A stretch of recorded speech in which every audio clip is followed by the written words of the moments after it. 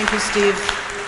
It's always a great thing when you can group speakers to sort of start with some history and then go into what's happening right now, and then come back to, in a certain way, the broader pictures.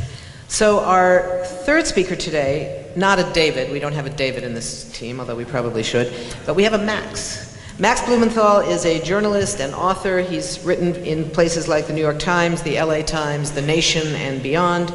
His earlier book was called Republican Gomorrah, Inside the Movement That Shattered the Party, and his most recent book, which some of you have picked up at the bookstore here, is Goliath, Fear and Loathing in Greater Israel. Max. Thank you, Phyllis. It's good to reunite with Phyllis. She was there when I was just starting Goliath. We were in a writer's program in Marfa, Texas, and she urged me to emphasize the American angle and what it means, what all of this means to us. And so I want to begin, by picking up with where Steve left off with the discussion of America's idiocracy.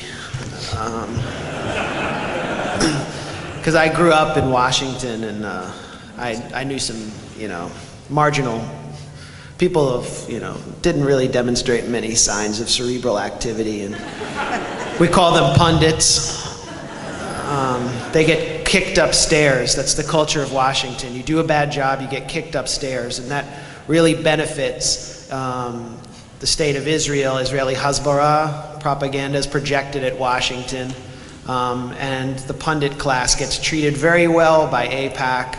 AIPAC is so lucky because unlike other foreign lobbies, they don't have to file foreign agent registration forms, which require you to say what journalists you meet with.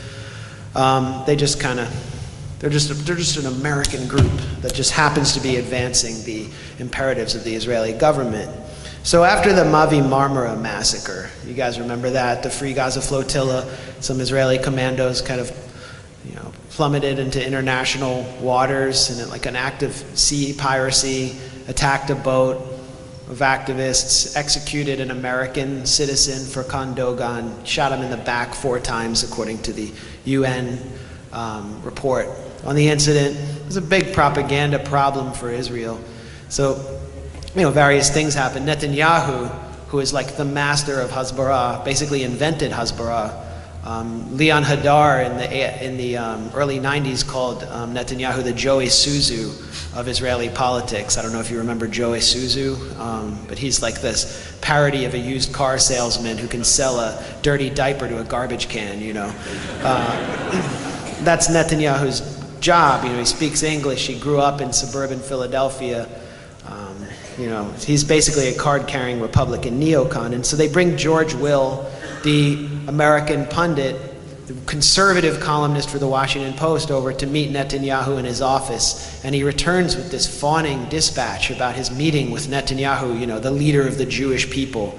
That's actually how David Gregory, the host of Meet the Press, referred to Netanyahu in his interview. The leader of the Jewish people, like we elected him over here. He doesn't get my vote. I don't know if Henny Youngman's still alive, but I'd vote for him. Anyway, so Will returns with this fawning dispatch, and he says, Netanyahu took me in his secure office, and he took out a ring. The ring was 3,000 years old, and he purchased it at a pawn shop in Jerusalem.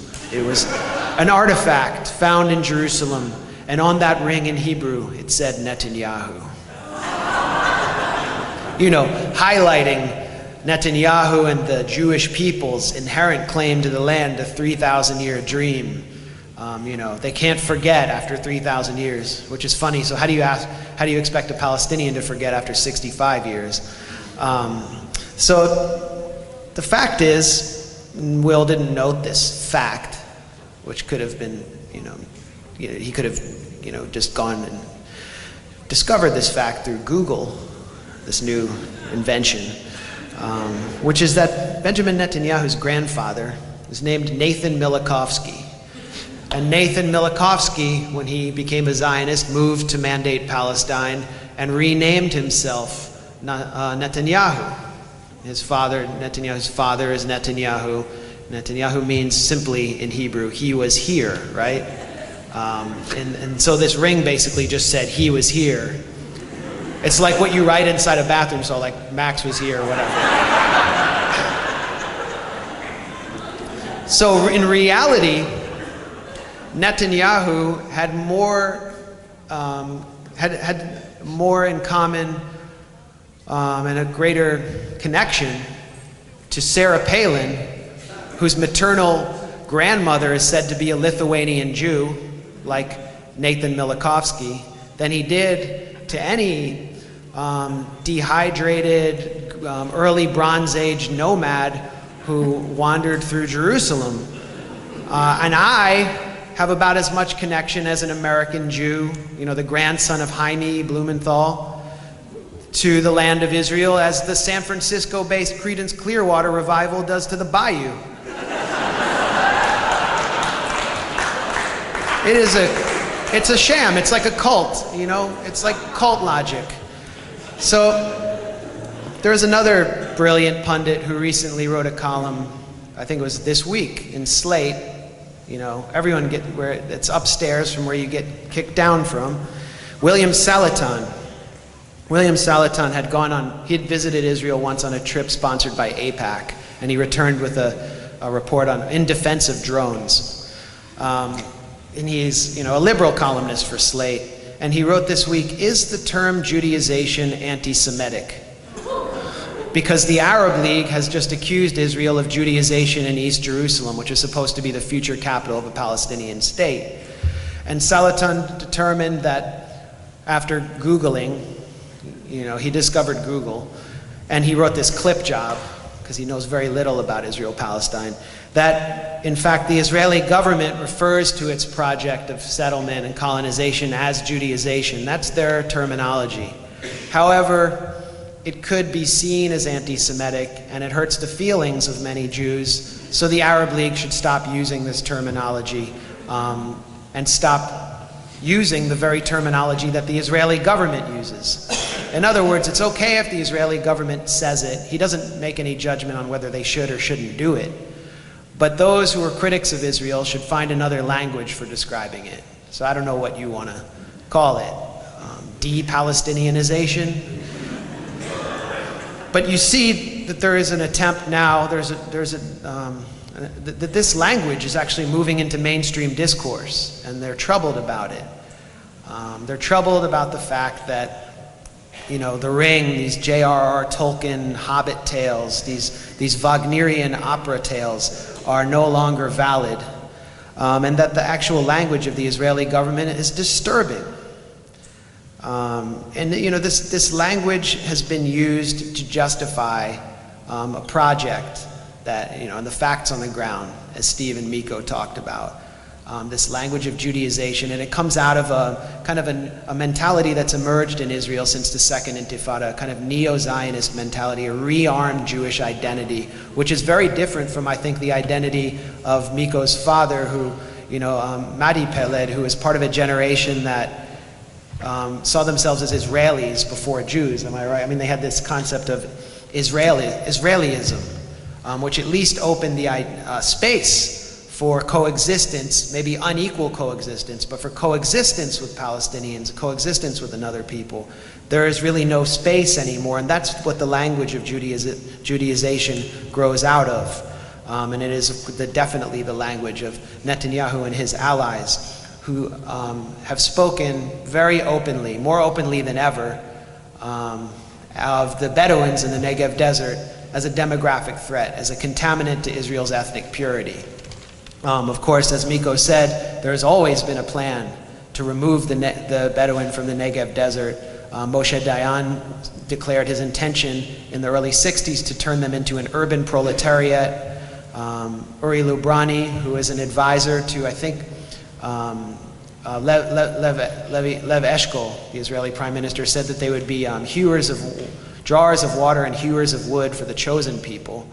There's always been a plan. When I visited the village of Al-Araqib, which is one of the scores of unrecognized Bedouin villages in the Negev desert. These villages cannot be recognized because they do not contain Jewish inhabitants. But if me and the panelists, well, I guess you're not Jewish, but if me and Miko rounded up a few other Jewish people, we could go down to the Negev desert and get hooked up to the water supply and the electricity supply in a second. But these villages cannot hook up to the electricity supply, even though they're beneath electrical wires. They can't connect to the water supply. They have solar panels in a lot of these villages. They're very good environmentalists, but that's mainly because they can't get electricity. Their homes are all marked as illegal construction, can be demolished at any time, can't have public health clinics, etc. And Al-Araqib was one of these villages, even though its residents have titles to their land. And that town existed there before the foundation of the State of Israel. I arrived along with some incredibly brave Jewish-Israeli activists late at night. An emergency call had gone out. We get there, it's like 3 in the morning. The residents of the village lay out mats for us. They give us coffee, and we hang out for a while. It's a beautiful night in the desert. I almost forgot why I was there. And I was reminded of why I was there at the break of dawn when I heard the rumbling of Caterpillar D9 bulldozers with phalanxes of Israeli riot police in front of them, who promptly removed people from their homes, tossed activists away who tried to make a stand like empty crates of cardboard. And I watched the bulldozers trundle around the village, demolishing everything in their sight. This village had been marked for demolition because its residents were seen as a demographic threat. Its residents, who happened to be citizens of the State of Israel, who happened to have served in the Israeli army as trackers, but who were simply deemed inferior because, unlike me, they don't possess J-positive blood. So this was the third time that Al-Araqib had been demolished under the logic of Judaization. The first time, Israeli high school students from Kiryat Gat, which is a very depressed community, were recruited as volunteers or low-wage helpers to remove the furniture from the Bedouin homes. Then, according to a CNN report, which was buried, they stood on a hill and chanted, Am Yisrael Chai, the people of Israel live, while the bulldozers performed the initial demolition. Since I visited Al-Araqib, the village has been, well, first of all, its residents and their Jewish-Israeli allies rebuilt that village every time after each demolition. And now they hold what should be the Guinness Book of World Records record for demolitions. They've been demolished 66 times, and the residents are living in the cemetery. And the Israeli government has attempted to bill them for the cost of demolishing their own homes by suing them in an Israeli court. And this is common in Jerusalem, by the way. In East Jerusalem and Silwan, you see the phenomenon of self-demolitions, where Palestinians will demolish their own homes to spare themselves the cost of having the Israeli government do the favor of demolishing their home. Of course, 27,000 homes have been demolished since 1967, according to the Israeli Committee Against Home Demolitions. There's a clear logic there. The logic is Judaization. So I left Al-Araqib and saw a strange sign on my way out on the highway. It said, soon to be the future home of God TV Forest. I said, first I thought, God has a TV station? I'd watched the 700 Club, and I don't think that God really was blessing Pat Robertson and his, And then I looked at what God TV was, and it was very similar to a Pat Robertson style network. It's an evangelical end-timer, rapture-ready network that is based in the UK, run by someone named Rory Alec, who is distinguished by Pat Robertson mainly by his British accent and his mullet. These are classically anti-Semitic Christian Zionists who believe that if I fail to convert to evangelical Christianity, being born again in the blood of the Lamb, that I will burn in an everlasting lake of fire when Jesus descends on his throne above the hill of Megiddo, which is, interesting. If it's an everlasting lake, I think I'll get used to it after a while. But these are the allies of Israel. And I discovered on God TV's website a video of Rory Alec standing at the base of Al-Araqib with some saplings, declaring that he is funding this project to beautify the land for the return of the Messiah. So you have direct Christian Zionist involvement in a project of ethnic cleansing. And he was partnering with the Jewish National Fund basically Rory Alec and his supporters were ponying up the money to build an artificial forest on the site of Al-Araqib, which would have been as natural to the environment as Joe Biden's hair plugs. And now, what is the Jewish National Fund? I got you. The Jewish National Fund is a 501c3 nonprofit, probably the leading pro-Israel or Jewish-oriented nonprofit in North America. It raises tens of millions of dollars of tax-exempt money. They have paid Bill Clinton hundreds of thousands of dollars in speaking fees.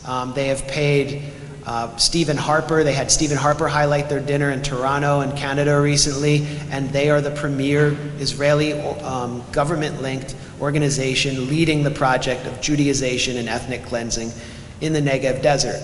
They are involved in crimes against humanity, and their directors, instead of being feted by international leaders, should be immediately brought before the Hague. And we will see that happen one day, I hope. Yeah, you can clap. It's all right. Yes, we can too. And so the Jewish National Fund was funding this project. Later on, bulldozers that appeared at Al-Araqib were marked with Jewish National Fund insignia. The Jewish National Fund is also behind a larger project, which was introduced later on that Miko mentioned, called the Proverb Plan. How many of you have heard of the Proverb Plan? That's you know, to me that's incredible, because the New York Times did not report on the Proverb Plan until there were protests against it by thousands of people across the world and in Israel, Palestine. And when Jody Rudoren did so, Jerusalem bureau chief, she called it a resettlement plan.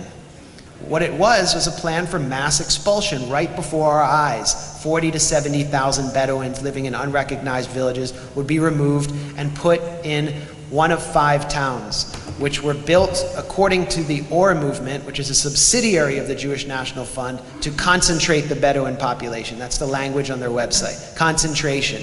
Just as the same thing happened to Japanese Americans during World War II. And I heard something like that happen to Jews in Europe. I don't know why that lesson hasn't been universalized more thoroughly. So this is the essence of Judaization. It's happening before our eyes, and it's important to talk about it. It's important for us to have this discussion, to simply discuss the language the Israeli government is using, to discuss the facts on the ground, to especially emphasize that this is happening behind the Green Line in Israel proper, inside the area of Israel that would be legitimized under a US-led two-state solution. That the same thing that's happening in the West Bank is pretty much happening inside the Green Line. And why it's important to discuss is because it destroys the false argument about Israel's security imperatives and forces us to understand the crude underlying logic of the maintenance of a Jewish state in the land of historic Palestine and what it requires. That is a discussion that, of course, the pro-Israel lobby and the pundit class that I described is deep in, and mainstream reporters like Jody Rudoren are very reluctant to have. And so that's why I think this panel and this moment right now is extremely important. Thanks. Here's an interesting opening, 2 questions, 2 related questions. The first, how would you differentiate the takeover of Palestinian lands by Israel from America's takeover of Native American land? And the related question, why don't defenders of Israel, presumably those who speak to Israeli Jewish rights, so-called, because they were the first ones there, why don't defenders of Israel support the territorial claims of the first peoples of the Americas? Anybody want to take it on?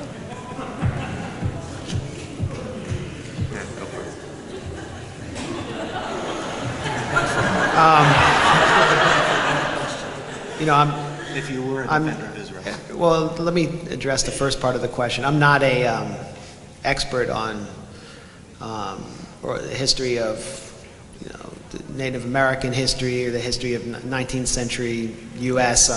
I started out thinking I would be an Americanist and got roped into this talking about our 51st state. But there's some important distinctions between what Israel is doing to Palestinians and what the U.S. did to Native Americans, although both are settler colonial projects. And one is that the U.S. managed to carry out this project of genocide and the reservation system in the era before international law. And so there were really no conventions that could have been applied from the outside to sanction the U.S. or penalize the U.S. for this project. And of course it was completed at the, when the high colonial period was just beginning.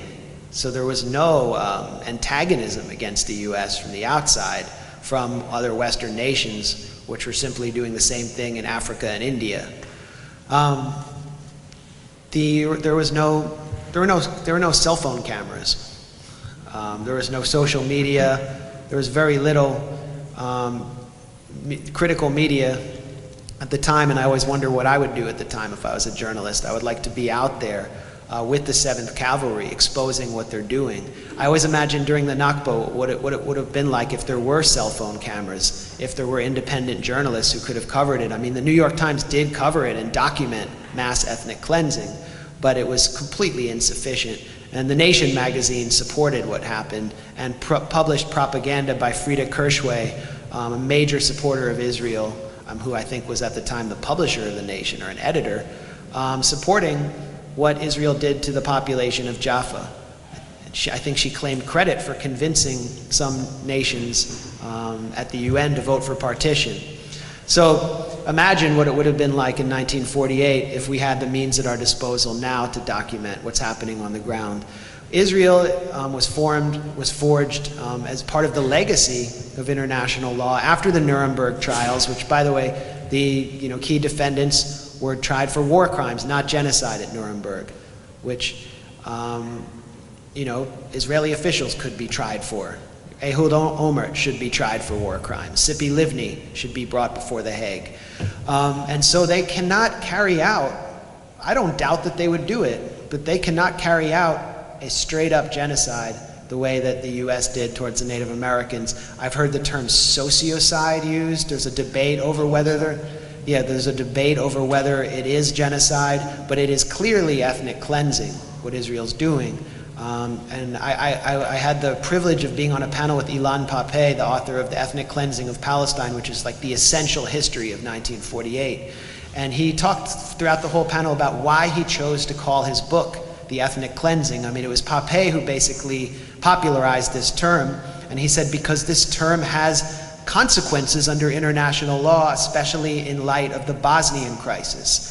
And it's the same reason why we use the term apartheid. Apartheid has consequences under international law. So I think because of international law, because of this international civil society movement, and because of the proliferation of new forms of media, Israel has to conduct a very slow motion form of ethnic cleansing, which is why Netanyahu said in 1989 at Bar-Ilan University that while the world is focused on Tiananmen Square, we should carry out massive expulsions in the territories. They need those distractions. They call it Sheat Kosher. What is Sheat Kosher? When the time is right in Israel. And so I thought, an attack on Iran would be a Sheat Kosher because the world would be focused on Iran. The Ukraine and the Crimea crisis, Sheat Kosher. They're always looking for that. The U.S. didn't need that to get away with what it did. And as far as Israel and Native Americans, I've had a lot of Israeli pro-Israel supporters tell me, why don't you focus on you're living in a Native American's house. I'm like, no, I'm not. I'm a gentrifier. I'm living in some African American's house. But they make this point to me, and I say, I appreciate the comparison. Let's just say, the U.S. and Israel do have shared values. They're just all the wrong ones. That's why I'll leave it there. I want to say just something briefly about the Native American and Israel sort of connection, just from the point of view of the archaeology that I was talking about, because I've been reading into archaeological theory and history. I'm not trained in that field, but that's sort of this project came out of that. And I guess the point that I'm trying to make here is for us to be really suspicious when we're presented with some kind of artifact, a stone, an engraving, and something, and then we're given some text that claims to tell us what that actually is, and that this is something that we can reliably understand from 3,000 years ago. When you're walking through City of David Park, and I recommend if any of you go through, take the tour. It's incredible, and then take Yoni's tour, take the alternative tour. And we trailed one of the tour guides, and basically it was this young, I presume, Jewish-American guy from Los Angeles is what I think his story was. And he would walk them through these sites, and it would be a little rock, or it'd be something in the landscape, and he would spin tales of like, in this one it was, clearly we know now that actually in this case it was, you see, the women stayed at home at this time in history, and the men were out, and when he came back in, this would be something they would often fight about, like, and he'd make sort of domestic partner jokes. I mean, it's incredible the stories that they're telling off of just a few pieces of artifacts.